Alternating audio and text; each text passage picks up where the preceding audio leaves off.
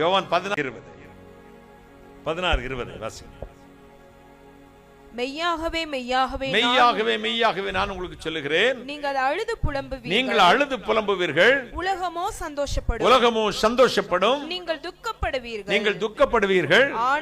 ஆனாலும் உங்கள் துக்கம் சந்தோஷமாய் மாறும். மெய்யாக மெய்யா உங்களுக்கு நான் சொல்லுகிறேன், நீங்கள் துக்கப்படுவீங்க. அதை பார்த்து உலகம் சந்தோஷம். பத்தையா அவன் போட்ட ஆட்டத்துக்கு பத்தையா, ஏன் ஆண்டவருக்கு விரோதமா ஏதோ செஞ்சிருக்காயா, கர்த்தர் சும்மா இருப்பாரா? அடிச்சுட்டாரு. தினகர் அங்கிளுடைய அன்பு மகள் இவாஞ்சலின் தினகரன் இறந்த போது அவருக்கு ஒரு கடிதம் எழுதினார் ஒரு போதகர். யார் எழுதினது? போதகர். ஏ தினகரா, எத்தனை பேரை ஊரடித்து உலையில் போட்டாய், எவ்வளவு பேரை ஏமாத்தி ஊழியம் செய்தாய், கர்த்தர் உனக்கு கொடுத்த தண்டனையை பார்த்தாயா? உன் மகளுக்கு மல்லிகை போய் வாங்கி தலையில் சுட்டினாய், அதனால் தலையிலே அடித்து கர்த்தர் கொன்றார். இதனையாவது மனம் திரும்பி உத்தமமாய் ஊழியம் செய், இப்படிக்கு கர்த்தருக்கு ஸ்தோத்திரம் பாஸ்டர் அப்படி போட்டிருந்தார். எத்தனையோ கிரிட்டிசைஸை பார்த்து கலங்காத அந்த அங்கிள் டிஜிஎஸ் தினகரன் இதை பார்த்து துவண்டு போய்விட்டார். அழுதார், புலம்பினார். இனி நான் ஊழியமே செய்ய மாட்டேன், இனி ஊழியம் செய்ய மாட்டேன், எனக்கு இப்படிப்பட்ட தண்டனை எவ்வளோ பெரிய இதுன்னு ஊழியம் முடங்கி கிடந்தாராம்.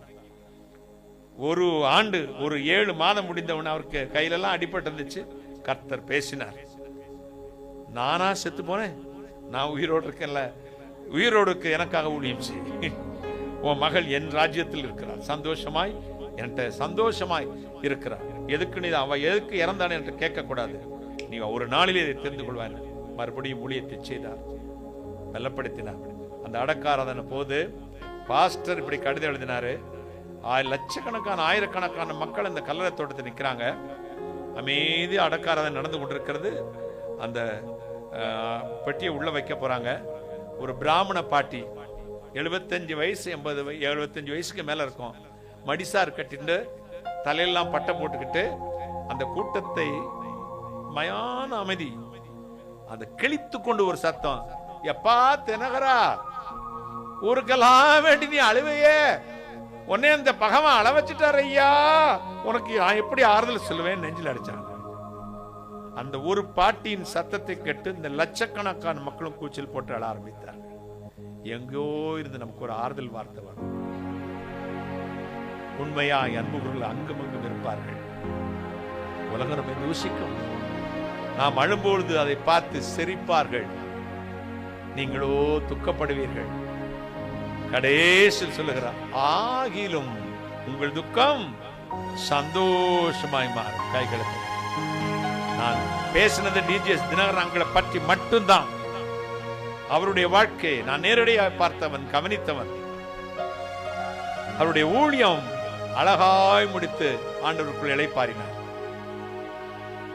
எத்தனை பாடுகளையும் கடந்து கடைசி மீட்டிங் மதுரையில் தான். அவருக்கும் ஆஸ்பத்திரியில் அட்மிட் பண்ணிட்டு வந்துதான் பிரசங்கம் பண்ணிட்டு திருப்பி அட்மிட் போனார்.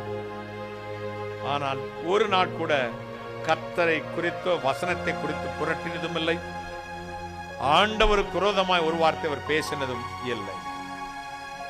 யோபு சொன்னார், நான் நீதிமானா இருக்கிறதுனால் இந்த விண்ணப்பத்தை பண்ணாமல் இரக்கத்தை முன்னிட்டு இந்த விண்ணப்பத்தை பண்ணுகிறேன். நமக்கு இப்ப வாழ்ந்து கொண்டிருக்கிற பரிசுத்தவான்களை நீ எக்ஸாம்பிள் எடுக்கவே கூடாது. உங்களை விசுவாசத்தில் நடத்தினுடைய நல் முடிவை கவனித்து பார்த்து அவருடைய விசுவாசத்தை பின்பற்றுங்கள். உங்களை விசுவாசத்தை நடத்தினுடைய நல் முடிவை கவனித்து பார்த்து நீங்கள் அவர் விசுவாசத்தை பின்பற்றுங்கள். உங்களை நடத்தினவர்கள் கர்த்தரோடு தான் வாழுகிறார்களா என்பதை பாருங்கள். அவருடைய கனிகளை பாருங்கள், அவருடைய பரிசுத்தத்தை பாருங்கள், ஜீவனுள்ள தேவனுக்கு உண்மையான ஊழியம் செய்கிறார்கள் என்று பாருங்கள். அதை பார்த்து கவனித்துக்கிட்டே இருங்க.